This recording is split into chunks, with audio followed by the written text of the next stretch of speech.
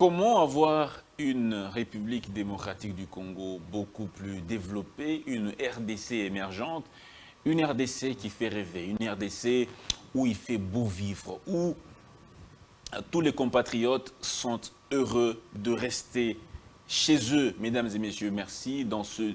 Merci et bienvenue dans ce numéro spécial d'Entre les lignes. Nous parlons de l'émergence de la République démocratique du Congo. Comment partir pour développer notre pays? On peut partir de quoi pour que ce pays finalement soit un pays émergent? Mesdames et messieurs, je reçois dans ce studio, sous ce plateau, le président du parti politique Agir pour les changements, Monsieur Yannick Lokussa, avec qui nous allons essayer de vous proposer quelques idées, des idées qui peuvent, selon eux, selon lui, être moteurs du développement de la République démocratique du Congo. Maître Yannick Lokussa, bonjour et merci de répondre à notre invitation.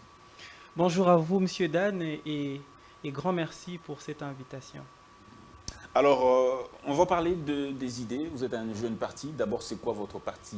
Le parti du changement, pas émergence pour l'émergence du changement, c'est ça? Non, non, non, non. Le nom du parti, c'est Agir pour le changement. Agir pour le changement. C'est ça le nom du parti. Et en abrégé, c'est simplement Agir. Donc, Agir pour le changement. Mais en abrégé, c'est le parti Agir. Agir. Agir du verbe de l'action. Agir du verbe de l'action. Alors, vous êtes président national du parti Agir pour le changement. Pour le changement. Quelle est la raison d'être de ce parti? Très très bien.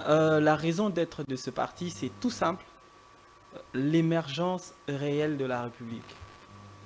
L'émergence réelle de la République. Yes. L'émergence réelle. Réelle. Réelle. Basée sur des idées. Bon, un programme précis tout que part, vous proposez à la société. Tout à fait. Tout part des idées. Vous savez, tout part des idées. Tout part d'une vision. Une république, une nation, une région est conduite par un leadership. Et un leadership a comme socle une vision. Et comme moyen de réalisation, les compétences, les programmes et tout ce que vous voulez. Donc c'est très important de d'abord percevoir les choses de la manière la plus claire possible, même si c'est une sorte de projection pour l'instant. Mais c'est déjà d'abord cela. Et ensuite voir comment passer dans la mise en œuvre. C'est pour cela nous nous sommes organisés en parti politique. Avant d'organiser ce parti, on était dans d'autres organisations politiques, ce qui est vrai. Et la raison de la mise en œuvre de ce parti, effectivement, c'est simplement l'observation et aussi l'expérience de la façon de faire sur le terrain politique qui nous a plus convaincus pour se dire, tiens, avec ce rythme de choses, on risque de passer beaucoup plus de temps pour arriver au rendez-vous de l'émergence réelle. Et ouais, beaucoup plus longtemps encore. Parce que vous savez, 62 ans après, nous n'avons pas encore répondu au rendez-vous. Nous sommes indépendants, autonomes depuis 1960. Ça fait 62 ans aujourd'hui. Et nous ne sommes même pas encore à la porte de l'émergence. On voit de l'émergence. Même pas encore à la porte. Et donc, nous nous sommes dit, il ne faudrait pas que ça tarde encore plus longtemps. Et parmi les choses que nous avons définies comme étant des problématiques des bases pour arriver à... Très bien, on va y arriver, mais est-ce que vous nous remarquez, est-ce que vous ne pensez pas être un parti de trop, déjà selon vos estimations? Il faut peut-être qu'on se rende au ministère de l'Intérieur pour avoir des précisions. Selon l'estimation, il y a plus de 300 partis politiques, voire 400. Est-ce que vous n'êtes pas un parti de trop? Est-ce qu'il faut nécessairement créer un parti politique pour proposer ses idées? Ou on peut également les faire au sein d'un parti politique ou d'un regroupement? Très Pourquoi bien. nécessairement créer un parti politique?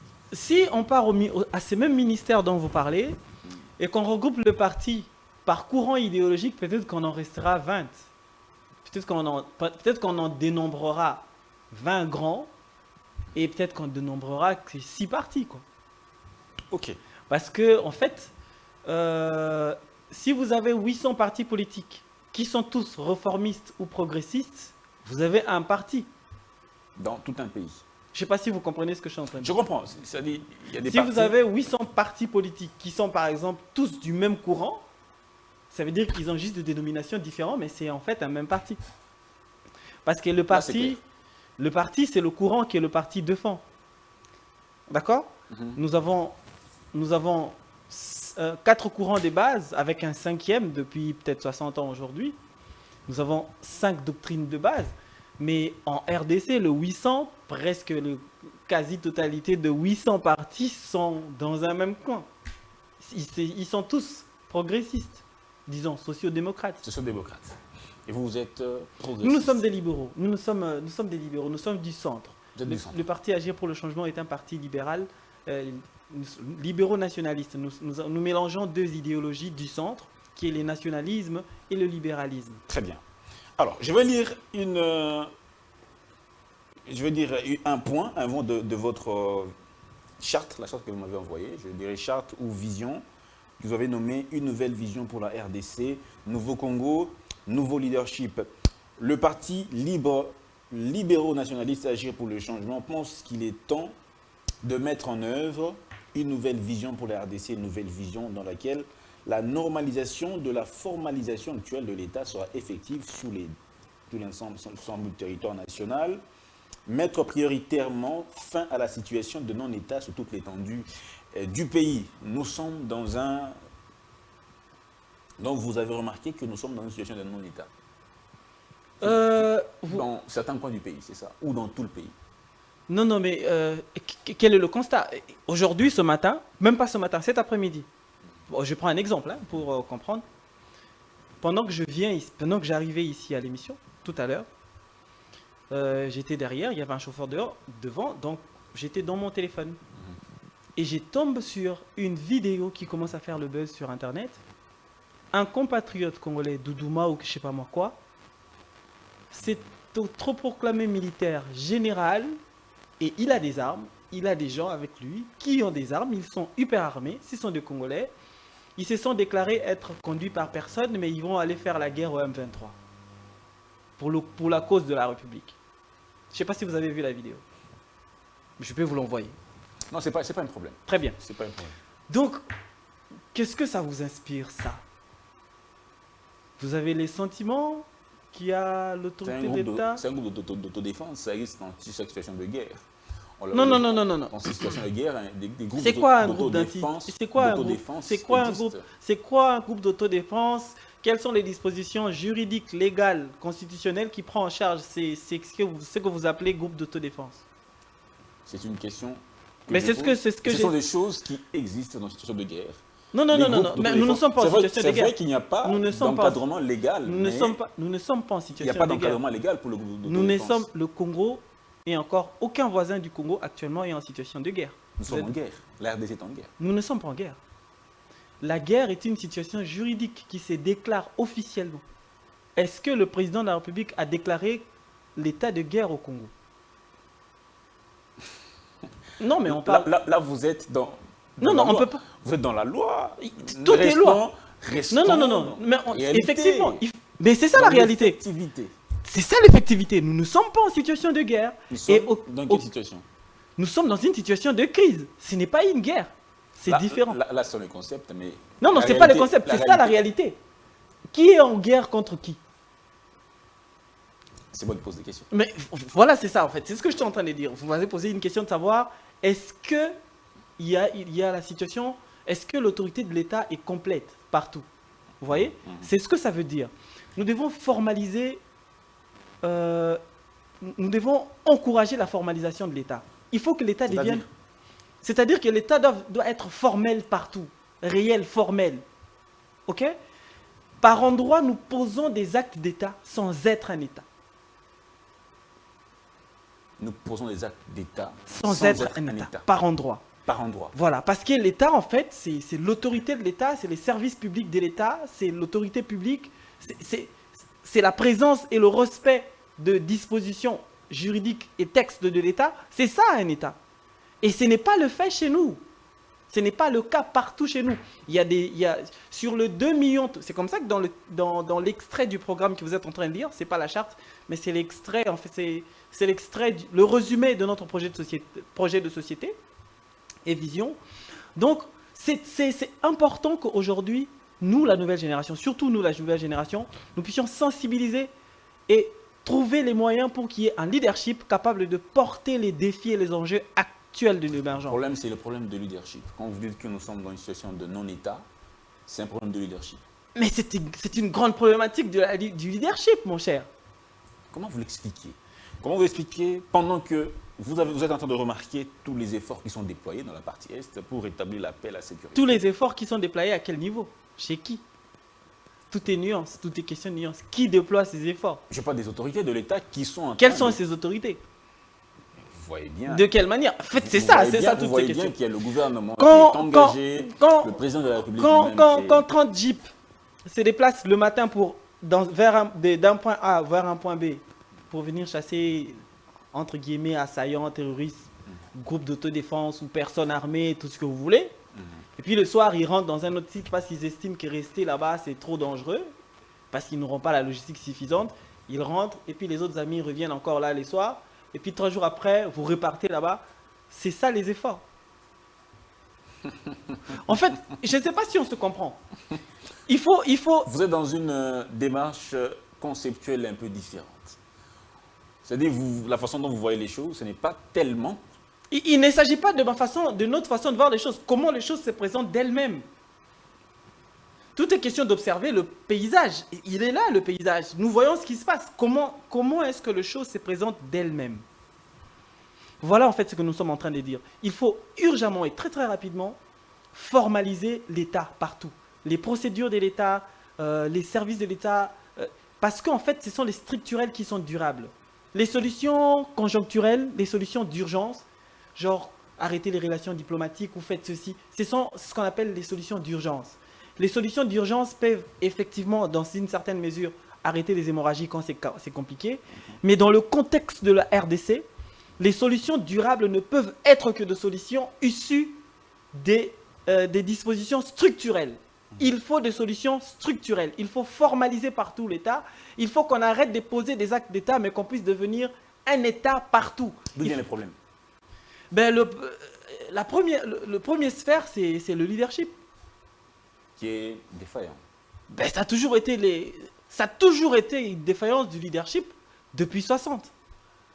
Depuis que nous sommes indépendants. Depuis l'acte de l'indépendance. Mais nous ne sommes pas indépendants. Non. L'acte de l'indépendance dit que nous sommes indépendants. Ok. Nous sommes complètement et entièrement indépendants. Depuis l'acte de l'indépendance jusqu'à aujourd'hui, le leadership a toujours posé problème. A toujours posé problème, à tous les niveaux. D'abord au niveau du leadership politique. Nous restons d'abord là. Très bien. Le leadership politique, c'est la première catégorie de défi, ou sinon la problématique numéro 001. Leadership politique. Problématique numéro 002. Leadership technique. Très bien. On va lire le deuxième point de votre programme. Extrait du programme, ouais. Extrait du programme, justement. Vous m'avez envoyé un extrait. C'est un résumé, hein, c'est 13 points seulement. Très bien. Les défis et enjeux actuels du développement de notre pays, aux caractéristiques d'une région et sa population estimée à plus de 100 millions d'habitants sont objectivement pris en compte dans le leadership politique. Les réformes essentielles pour atteindre la réelle émergence d'ici à 2035, la sécurité, la paix et l'héritage sont prioritairement engagés. Alors là, vous parlez de l'émergence d'ici 2035. Exactement. L'émergence. Qu'entendez-vous par émergence? Très bien. L'émergence est un concept contemporain, d'accord? Vous savez, chaque siècle avait Non, à votre sens, à vous. Parce que les mots véhiculent les idées. Selon vous, nous n'avons pas créé une émergence propre à nous. Non, nous parlons de l'émergence contemporaine. Quel contenu donnez-vous au concept émergence dans le contexte actuel? Très bien. C'est-à-dire que nous parlons de l'émergence contemporaine, d'accord, actuelle, qui, vous savez, c'est comme ça que je vous ai parlé de la civilisation. On est parti du siècle de lumière, de la révolution industrielle et tout ça, et le siècle de lumière. Actuellement, nous sommes dans la mondialisation et les concepts de base qui portent la mondialisation, c'est l'émergence, d'accord? Okay. Les États,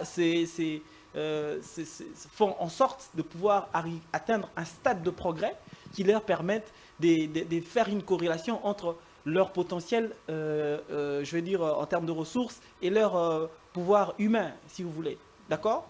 Donc c'est cette adéquation que nous cherchons. Et l'émergence dont nous parlons, c'est cette émergence contemporaine qui veut que le Congo, qui est fort de 2 345 000 km² avec environ 100 millions plus de 100 millions d'habitants à estimation aujourd'hui, puisse avoir une adéquation avec son potentiel réel en termes de progrès.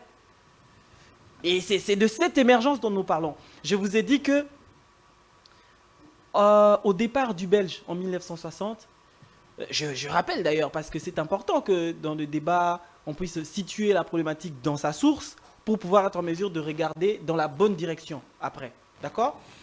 La bonne direction voudrait assez qu'on puisse se dire comment les choses se passaient avant 60. Et qu'est-ce qui s'est passé après 60? Je vous rappelle qu'avant 60, ce royaume de la Belgique n'organisait pas un autre royaume au Congo. La colonie belge était un système qui avait la forme d'une république. Les Belges ont autrefois organisé un système ici en Afrique. Le Congo belge, c'était une république. Et dans cette république, il y avait une idéologie étatique qui était le libéralisme. Il y avait des gouverneurs, il y avait des responsables des institutions techniques, des industries qui fonctionnaient. Ces systèmes-là fonctionnaient. Et ce système-là n'était pas... C'est un bon système. Mais ça portait des fruits. Je vous dis qu'en 60, les gens quittaient l'Afrique du Sud pour se soigner au Congo. Le système belge était mieux, avait un niveau meilleur que le Canada en 60. Donc, vous voulez que nous revenions à ce système-là? Le système belge, le système colon belge. Non. Exactement. Vous avez pas bien compris. J'ai donné un exemple pour comprendre ce qui se passait. Les Belges avaient organisé la République, le Congo, sous forme d'une république. C'était un système qui fonctionnait, qui portait des fruits. Et ces systèmes-là, politiques, avaient même une organisation sociale. Je veux dire une organisation sociale que les progressistes ou sinon les réformistes appellent. Ça veut dire la redistribution des richesses. Il y avait des hôpitaux, il y avait des assurances. Même si le droit humain n'était pas respecté, même si il y avait le travaux forcés et tout ce que vous voulez, mais le système fonctionnait. Au départ du Belge, les Belges n'avaient pas tué son système. Les Belges sont partis avec ses acteurs. Et nous, les Congolais, nous avons remplacé les institutions. Il y a eu un leadership technique, ça veut dire les acteurs qui ont... Là, vous expliquez les raisons qui ont conduit à notre pays à sa chute économique, à sa chute aux enfers. Je suis en train de parler du début de notre débâcle. Ce qui justifie nos défis actuels. Et pourquoi vous proposez ce plan, cette vision? Parce que nous pensons que autrefois déjà, le libéralisme avait fait ses preuves. Et en regardant un tout petit peu les autres régions, je vous ai dit tout à l'heure, la République démocratique du Congo a des caractéristiques d'une région et non d'un État. Nous avons 2 345 000 km². Nous sommes la 4e population de l'Afrique aujourd'hui. La 4e population, avec environ 100 millions d'habitants. Là c'est clair, vous avez parlé de déficit de leadership. Nous avons 9 voisins avec 2 345 410 km². Je ne sais pas si vous vous rendez compte. C'est très grand. Non, ce n'est pas seulement très grand. Je parle en termes de caractéristiques réelles de la République. Nous approchons plus une région qu'un pays. Pour que vous puissiez comprendre, toutes les populations de 9 voisins mélangés feront à peu près la moitié de la nôtre. Toutes les tailles, les superficies de tous les amis voisins mélangés, ça peut faire à peu près 60% de notre superficie. Nous avons un potentiel énorme, puisque c'est là où vous voulez en venir. Je veux dire nous avons un potentiel très énorme et nous ne méritons pas de vivre dans les conditions actuelles.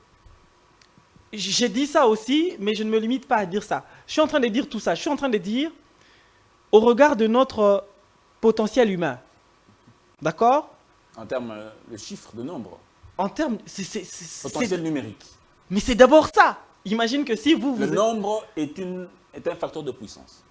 Je ne parle pas du nombre en tant que facteur de... Mais je parle d'abord du nombre en tant que facteur de dignité et d'existence. Ok. C'est-à-dire, pour que vous soyez là et que je sois et que les autres, ça veut dire c'est nous, non? Le Congo, c'est toi, moi et les autres là. C'est-à-dire, nos 100 millions là, c'est nous, c'est notre existence qui fait que ce Congo soit à nous. N'est-ce pas? D'abord, en termes d'existence, nous existons à environ 100 millions ici. Et à notre disposition, nous avons 2 345 000 km². C'est-à-dire que tout ce qui vient après, ce sont nos défis et les enjeux qui en découlent nous concernent directement. Et aujourd'hui, nous n'abordons pas les questions de l'émergence de la bonne manière, je veux dire. C'est-à-dire que c'est comme si nous nous sommes dit, nous allons nous occuper de l'émergence plus tard. Il y a un abandon, tacite, surtout de la corporation la plus importante, je veux dire la plus responsable de cette question, c'est-à-dire l'élite. L'élite a tendance à dire, nous allons nous occuper de notre émergence plus tard. Mais entre-temps?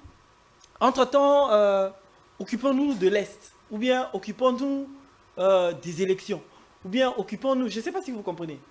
À chaque fois, il y a un sujet de distraction, d'accord, qui fait qu'on ne mélange pas les choses, qu'on ne crée pas une situation de corrélation entre les choses pour se dire que, imminemment, nous devons réfléchir dans le sens de l'émergence.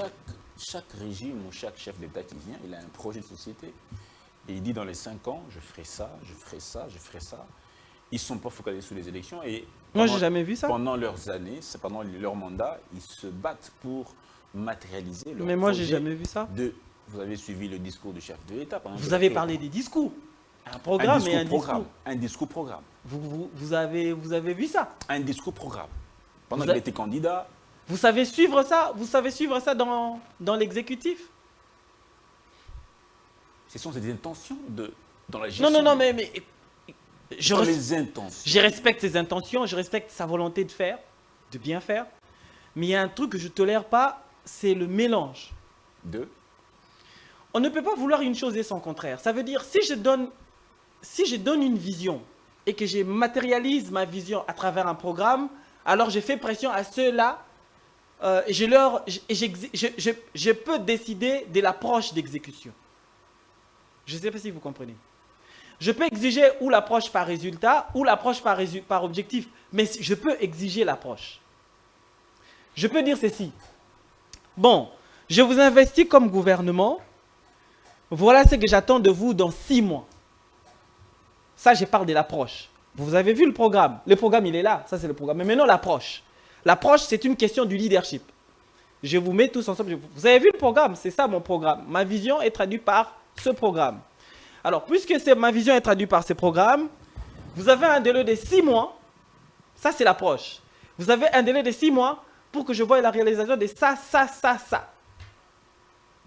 Après les 6 mois, nous allons évaluer. Je suis en train de parler de l'approche. D'accord? Et 6 mois après, je vous mets là, devoir de rédevabilité oblige. Et voilà, je vous avais dit ça. Où est-ce que nous en sommes? Et si ce n'est pas fait, ceux qui n'ont pas atteint les objectifs, je les remplace par ceux qui vont être en mesure d'atteindre les objectifs. Et ceux qui ont atteint les objectifs, ils continuent. Mais ce n'est pas ce que je vois. Je comprends très très mal pour un pays. Attendez. Ça, c'est votre approche. Comme vous l'avez dit, c'est une approche. C'est peut-être pas son approche à lui. On ne peut pas le condamner pour autant. Je ne condamne pas. Peut-être que son approche... Je ne condamne pas, j'ai fait observer. Vous observez peut-être... Je ne condamne pas, j'ai fait observer. Je vais vous dire un truc. Nous avons 26 provinces. C'est comme ça que je vous dis. Les solutions structurelles, c'est ça qui peut apporter des vraies solutions. Nous avons 26 provinces. D'accord? Nous avons des agglomérations qui dépassent le 20 millions d'habitants. Kinshasa est une agglomération de 20 millions d'habitants. Ça veut dire 4 fois tout Congo-Brazzaville. 8 fois tout Gabon. Kinshasa seul. Ça veut dire que le gouverneur David Kinshasa vaut 4 Denis Sassou Nguesso. Il vaut 8 Ali Bongo. Je ne sais pas si vous vous rendez compte de ce qui se passe. Alors, dans un contexte comme celui-là, ok, quand on a une vision et un programme, on est obligé, j'ai bien dit, on est obligé d'avoir des approches adaptées. Parce que sinon, on n'atteindra jamais l'émergence. Je trouve très très mal, de la part des collaborateurs par exemple,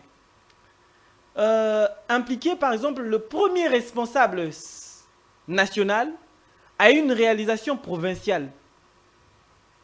Je ne sais pas si vous comprenez. Vous voyez le président de la République dans des réunions. Par exemple, le président de la République inaugurait un pont à Bongolo. C'est quelque chose que je ne comprendrai jamais jusqu'à la fin du temps. Et je ne pense pas que ce n'est pas des critiques dans le vide. C'est juste pour que vous puissiez comprendre ce qui se passe. Ça veut dire quoi? Nous avons 26 provinces, 26 gouverneurs. Chaque gouverneur a un gouvernement avec des ministres et une représentation et une représentation provinciale, ça veut dire les assemblées provinciales. Dans chaque localité. Non, pas localité. J'ai dit ceci. Dans chaque ville, il y a aussi des maires de la ville, des représentants. Là, c'est le gouvernement provincial et toute la province qui est à Vous avez vu tous ces responsables-là. Décentralisés. Voilà. Maintenant, avec tout ça, une réalisation locale, j'ai bien dit une réalisation locale. Quand on est en train de faire un truc dans une commune, c'est une réalisation locale, strictement locale. Impliquer le premier responsable de la République à des réalisations locales, je ne sais pas quand est-ce qu'on va atteindre l'émergence. Parce que je pense qu'à ces niveaux-là, je ne sais pas si vous comprenez ce que je suis en train de dire. Il s'agit de l'approche simplement.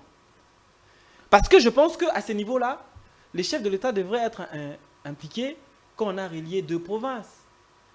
Ou une organisation, ou une infrastructure de l'énergie qui va desservir, je ne sais pas, 3 provinces, 4 provinces, 5 provinces, je ne sais pas si vous comprenez.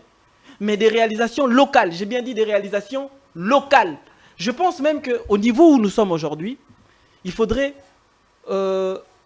revoir notre façon de fonctionner à certains endroits pour, par exemple, avoir plus de résultats.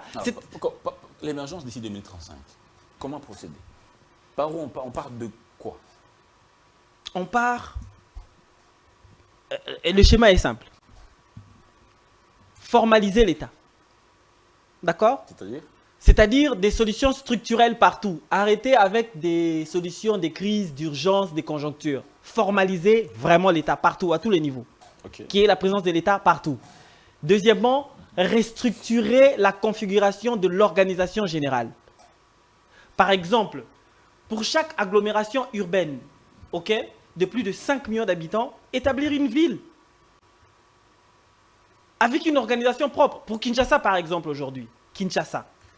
C'est la gestion de l'équipe qui dirige Kinshasa ne peut pas arriver à l'émergence à Kinshasa parce que c'est une situation qui est... Leur style de gestion n'est plus adapté à la réalité. D'où, par exemple, de manière, urgente, penser, par exemple, à établir des maires des villes dans les 4 districts de Kinshasa, par exemple. Donc, Kinshasa doit être... Mais il y a des chefs de... Non, ça veut dire garder un gouverneur de la province de Kinshasa. Chaque agglomération urbaine de plus de 5 millions d'habitants, l'établir en ville. Ça veut dire établir Funa, Tchango, Moamba, Lukunga en ville. Mais oui, nous avons 20 millions d'habitants à Kinshasa. Et ça va résoudre quoi? Ça va résoudre tout. Parce que qu'est-ce qui va se passer en ce moment-là? Il y a un maire pour chaque... commune. Ville. Bon, on va dire ville. Je parle de 4 districts. Exactement. Donc chaque district devient une ville. Chaque district devient une ville. Donc nous avons la ville de Funa, la ville de Lukunga, la ville de Moamba et la ville de comment ça s'appelle? Tchango. De Tchango. Et nous avons 4 villes. La capitale, il faut une capitale. Oui, mais la capitale, c'est la capitale. Lukunga. Non, mais la capitale, c'est la capitale. Vous parlez du town, du centre-ville. Non, la capitale de la République. La capitale de la République, ce n'est pas... C'est quoi la capitale de la République? C'est une ville. Mais c'est quoi cette ville? C'est Kinshasa. Dans cette ville, Kinshasa, il y a les 4 districts. Donc, Vous dites qu'il faut qu'il y ait des villes autonomes. Oui. Kinshasa, c'est une ville aussi. Donc là, il faudra... Entre guillemets. Kinshasa, c'est une ville entre guillemets. Parce que sur le plan structurel, c'est une ville comment? C'est ce que je suis en train de vous dire. Donc, conserver Kinshasa comme une province, par exemple, établir les 4 districts en ville, avec un maire à chaque fois, et accompagner ces maires-là des 4 vices ou je sais pas quoi, à chaque fois, avec des tâches précises. Et demander ou sinon instituer au niveau de l'État certaines réalisations, je veux dire, donner la possibilité de réalisations locales à certaines organisations de l'État comme la SNEL, la Régie des eaux, l'Agence congolaise de grands travaux. Ok? Parce qu'aujourd'hui, pour faire une route, par exemple, à Kinshasa, c'est un domaine du pouvoir central. À Kinshasa? Mais c'est un pouvoir du pouvoir central qui doit envoyer, je sais pas moi, des ressources à la ville. En fait, la chaîne de décision est trop longue et ça ne permet pas un développement rapide. Ok? Donc, quand je suis en train de parler d'instituer les différents responsables au niveau local, c'est juste pour... Ça ne suffit pas, il faut leur donner aussi le pouvoir. Le Mais pouvoir c'est ça le pouvoir. d'action. Mais c'est ça. Ça veut dire, par exemple, pour le grand domaine de l'État, permettre la réalisation locale. C'est-à-dire que l'OVD peut commencer à opérer à partir du district. La régie des eaux peut commencer à opérer à partir du district. La SNEL peut commencer à opérer à partir du district. Comment ça s'appelle l'autre là? L'office de route peut commencer à fonctionner à partir du district. Ça permettrait quoi? Ça permettrait à ce que les petites réalisations soient faites au niveau local. Si les routes, les câbles électriques, les caniveaux de drainage... Il faut accompagner ça par des mesures légales. Qu'est-ce qui est illégal? Qui accompagneront toutes ces propositions. Ben oui, effectivement, c'est ça les réformes dont ce sont les réformes dont nous mettons en avant. Nous pensons qu'en fait, l'organisation ou la gestion actuelle n'est plus adaptée à la réalité. Et donc, si nous continuons comme ça risquerait, on va atteindre l'émergence en 2100. On va lire le quatrième point. C'est l'entrepreneuriat, l'initiative individuelle et collective d'innovation économique et financière feront partie de la stratégie centrale de l'action publique, une stratégie nationale de réduction du chômage et de l'amélioration des conditions de travail et de l'intérim sera mise en œuvre et suivie. Alors, un mot m'a particulièrement intéressé, c'est la réduction du chômage. Nous sommes dans un pays où le chômage est endémique, on ne connaît même pas les chiffres. On n'a pas besoin de connaître les chiffres, on sait juste que c'est un peu plus de 90% de la population. Comment on le sait? Il faut une estimation précise. Oui, on le sait parce des études. Non, on le sait parce que ceux qui ont un travail formel, c'est évalué à environ 14% en 2020. La source de ce chiffre? Les différentes institutions qui travaillent sur la question. Alors, comment résoudre le problème du chômage, surtout dans le milieu des jeunes? Le chômage ne touche pas simplement les jeunes, c'est toutes les catégories. Mais voilà, en fait, c'est vrai que le chômage reste un défi mondial. Dans tous les pays, même le grande puissance de la planète, ça reste des grands défis. Par contre, il faut réfléchir sur la façon de renverser la tendance très très rapidement. Très rapidement. Ça veut dire avoir plus d'employés, d'employabilité que de chômeurs. Ça veut dire avoir, si on a peut-être 20% ou 30%, on peut commencer à se battre avec. Mais la grande majorité de la population sont en situation de travail, d'activité. D'accord?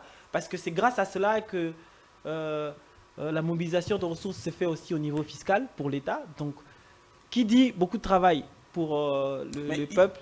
On part de quoi? On part de quoi? On part premièrement par l'établissement d'une stratégie nationale de réduction du chômage et d'amélioration des conditions de l'emploi et de l'intérim. Stratégie nationale de réduction du chômage. Voilà. C'est une stratégie. Ça n'existe pas. Ça n'existe pas. Non, ça n'existe pas. Mais il faut créer de l'emploi à ces jeunes. Mais c'est ce que je vous dis. Je vous disais que cette stratégie, tout part du leadership. Tout part du leadership. Le Congo n'a jamais... Au niveau sectoriel, au niveau national. Au niveau national, bien sûr. Parce qu'en fait, ça commence au niveau national. Et puis, il y a... comme je vous disais, les solutions structurelles sont globales. D'accord? On a un plan, une politique qui est nationale et qui est prise en compte, en charge par les structures locales. Mais des structures découlant du programme qui est national. Malheureusement, ce n'est pas comme ça que les choses se font. Et depuis 1960, nous n'avons jamais organisé une politique nationale de l'emploi ici, jamais. Nous avons, quand j'ai dit nous... Malgré le ministère du Travail, malgré l'ONEM, l'Office national... Mais non, ça n'existe pas. Malgré... Qu'est-ce qui n'existe pas? La politique, cette stratégie-là n'existe pas. Ça veut dire que tout le monde va dans sa direction en ce qui concerne l'emploi. Tout le monde va dans sa direction. Mais oui. Est-ce une politique d'orientation des jeunes? L'État, par exemple, l'État a de besoins. Je veux vous poser une question. Je vais vous poser une question toute simple pour que vous puissiez comprendre qu'il y a un problème d'approche. D'accord? Il y a un sérieux problème d'approche. Aujourd'hui, la République a deux ministères régaliens, oui. Régaliens qui s'occupent de l'emploi. il y a le ministère de l'Emploi, Travail et Prévoyance sociale. Et puis, il y a un ministère d'État chargé de PME et de l'entrepreneuriat. Donc, il y a un ministre d'État et un ministre full, un ministre national, pour la même question. Non, vous ne mêlez pas les pinceaux. Peut-être entrepreneuriat n'est pas égal à... Non, mais Ouais, c'est la finalité. Différent. La finalité. L'emploi peut être compris au sens où... C'est le même secteur, c'est ce que je suis en train de vous dire. C'est le même secteur. Maintenant, la question c'est, quelle est la corrélation en termes d'approche pour des résultats efficaces dans cette stratégie-là? C'est une bonne stratégie, je l'encourage. Mais maintenant, l'approche, où est-ce qu'ils se rencontrent? Ah, c'est moi qui pose des questions. Ben, c'est ça la question. En fait, effectivement, je vous ai dit qu'il y a des problèmes d'approche. Ça veut dire qu'ils ont prévu une belle stratégie, mais ils n'ont pas prévu à quel niveau ils devraient se rencontrer. OK? Et puis, il y a des structures techniques d'accompagnement, comme l'ONEM, comme tout ce que vous voulez. FPI. Tout ça, encore question, stratégie d'approche. Où est-ce qu'ils se rencontrent?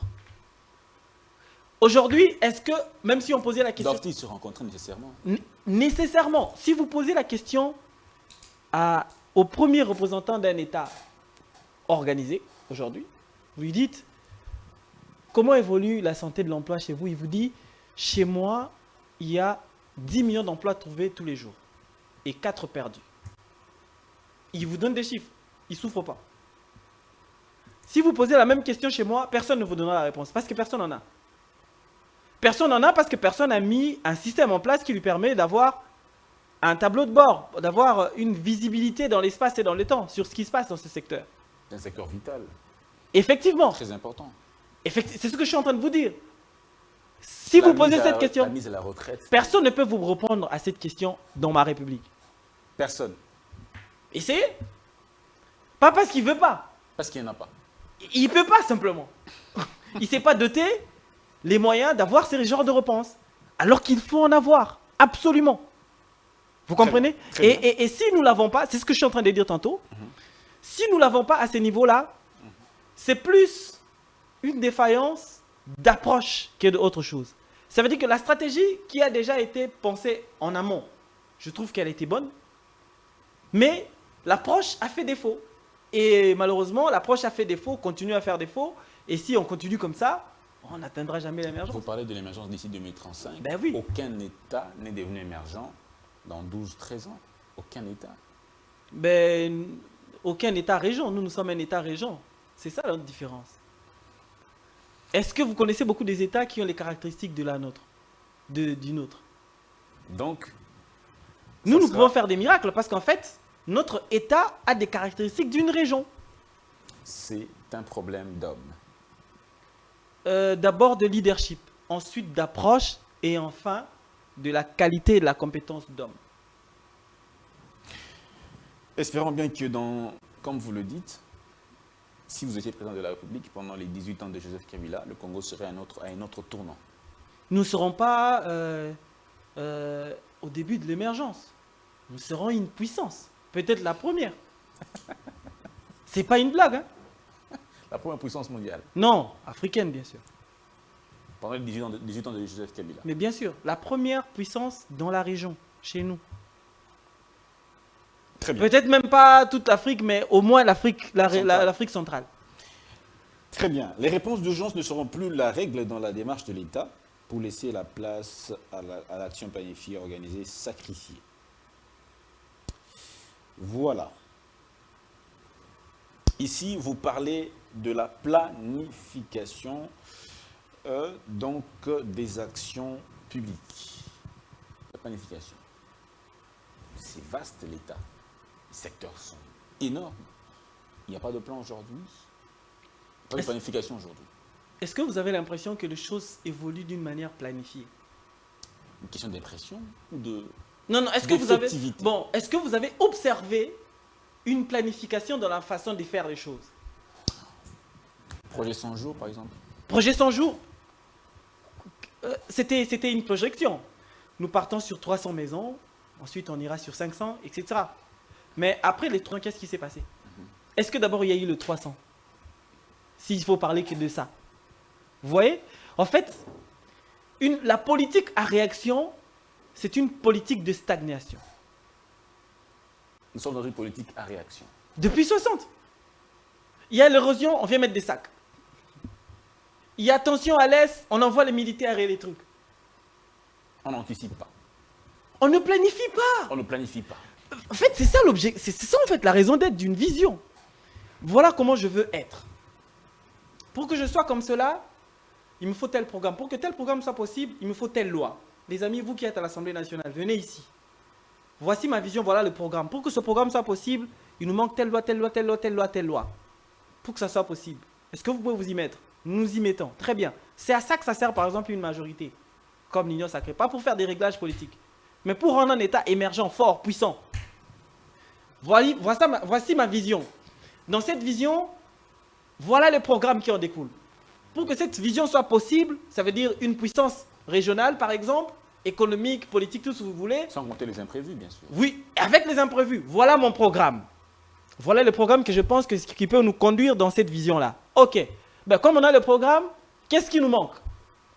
Alors, sur le plan juridique, législatif, pour avoir ça, il nous manque telle loi, telle loi. Non, pour le plan juridico-administratif, parce qu'il y a aussi le code de l'Article, vous le savez, il nous manquera ceci ou cela. On le met en place. Et c'est sur base de cette démarche-là, planifiée, organisée, que les choses doivent qu'on évolue avec les solutions structurelles. On est à la fin de l'émission. On va prendre un point rapidement avant de nous quitter. Aucune compétence étrangère disponible non essentielle ne sera acceptée dans le territoire national et ceci sera valable pour toute structure. Chaque fonctionnaire étranger sera en ordre administratif et paiera ses impôts dans le délai. Ça, c'est pas très... voilà. On va parler des services publics seront pris au plus grand sérieux et feront partie de la stratégie nationale d'investissement du Trésor public. Les services publics seront pris au plus grand sérieux. Qu'est-ce que vous voulez dire par là? Quel est le service public que vous connaissez qui fonctionne? Le service public qui fonctionne aujourd'hui. Ouais. Il n'y en a pas. Que vous connaissez? Il n'y en a pas? Ben, moi, je ne sais pas si vous vous en voyez. Un service public que vous connaissez qui marche bien. Non, c'est... Mais ça n'existe, il n'y en a pas. Il y a... Peut-être le Parlement. Ça va pas ou quoi? C'est pas un service public d'abord. Ah oui, bien sûr, bien sûr. Bien sûr. Il n'y a pas un service public qui marche à plein régime, qui fait des bons résultats. Ça n'existe pas. Il y a des services publics qui essayent. Genre, vous avez votre Transco, on ne sait pas quel est leur chiffre d'affaires. Ils avaient combien de bus, ils sont combien. Vous avez... Voilà. Aucun service de l'État fonctionne vraiment. Est-ce que vous connaissez un service de l'État qui fonctionne vraiment? Moi, j'en connais pas. J'en observe pas, je veux dire. Je vois plus de complications. Chaque jour que vous passez devant le boulevard, au coin là-bas, au fond, il y a un grand bâtiment qu'on appelle l'ONATRA. Vous trouvez des gens mécontents dehors tous les jours. Alors que nous sommes 100 millions qui avons besoin de nous déplacer tous les jours. Nous avons un service de l'État qui s'appelle l'ONATRA, Office national de transport. D'accord? Est-ce que vous avez l'impression d'observer que ça fonctionne? Vous avez l'impression que l'ONATRA déplace 100 millions de personnes? Ou la moitié? Ou 10%? Vous avez cette impression-là? En fait, c'est ça le problème. Les services publics ne fonctionnent pas. Il y en a certains qui essayent de fonctionner. Ils essayent même pas de fonctionner, d'exister. Et pour atteindre l'émergence, il faut que tous les services publics fonctionnent et à plein régime. Quand j'ai dit tous les services, ça veut dire tous les services publics. Parce que chaque service public représente une stratégie d'investissement pour le pays. Les pays comme nous actuellement, nous avons renoué avec les emprunts, les dettes, Mbongo Nyongo. D'accord? Que nous prenons dans les institutions internationales. L'argent de la coopération, ce n'est pas des cadeaux. C'est remboursable. C'est remboursable. C'est-à-dire que nous prenons des dettes pour nos enfants. D'autres sont remboursables pour 50 ans. Qui sera là dans 50 ans? D'accord? Ça veut dire que c'est comme ça que vous avez vu qu'on parle de l'héritage. Sans avoir préparé les terrains du bonheur, du progrès et tout ça, nous avons déjà engagé un passif pour nos enfants. Nous avons déjà pris des dettes pour eux. Mais sans avoir préparé un terrain des progrès pour eux. Je ne sais pas si vous comprenez ce que je suis en train de dire. Et ça, c'est comme ça tous les jours. quand vous prenez l'argent de la coopération, l'intelligence veut que la grande partie de cet argent soit réinvestie. OK?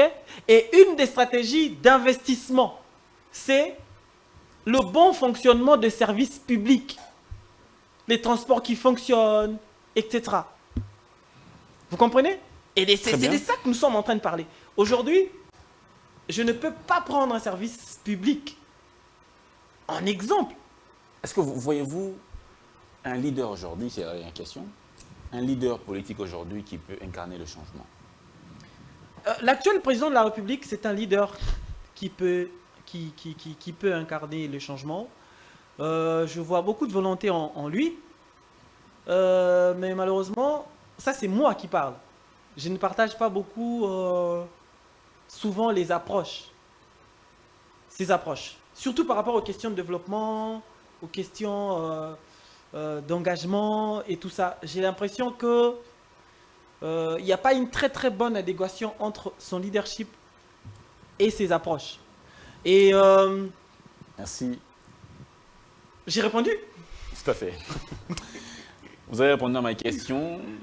Les minutes se sont égrenées un peu plus vite, donc 1 heure du temps, ça passe vite. Hein. On a déjà fait 1 heure? Tout à fait, on ne s'est même pas rendu compte. Vous ne m'avez même pas posé la question sur les élections prochaines, ni sur le parti Agir, ni sur nos candidats. Je vous ai posé sur, au début, votre parti, votre idéologie, pourquoi vous êtes né, pourquoi vous avez mis en place ce parti. J'ai dit tout ça, j'ai dit pourquoi on a été organisé, que nous allons partir aux élections à tous les niveaux, qu'on était prêts pour les élections et tout ça, j'ai dit ça. Non, vous n'avez pas dit ça, mais vous avez dit... Vous avez donné les raisons pour lesquelles vous existez et pourquoi vous existez. Donc vous irez aux élections en 2023. Absolument. À chaque fois qu'il y aura compétition électorale, nous allons y aller. À tous les niveaux. À tous les niveaux, on verra, il ne faut pas non plus... nous ne faisons pas une politique de rêve, nous faisons une politique objective. Donc nous allons partir dans toutes les compétitions électorales qui seront, je veux dire, défendables par notre parti et par notre équipe. Mais ce qui est sûr, c'est que on finira par gérer le pays. Nous l'espérons bien pour vous et pour le bonheur de votre entourage, bien sûr. Pas pour le bonheur de notre entourage. De tout le pays. Toute la République. Bien sûr. 100 millions d'habitants. Exactement. Sur 2 345 410 km². Il faut toujours retenir les 2 chiffres. Voilà, ça en est fini pour ce soir, mesdames et messieurs. Merci d'avoir suivi ce numéro d'Entre les lignes. Nous avons reçu le président Yannick Loukoussa, qui est donc président du parti politique Agir pour le changement. Merci. Nous espérons que ce n'est pas la dernière fois qu'il est avec nous. Il reviendra à chaque fois que nous l'appellerons. À la prochaine.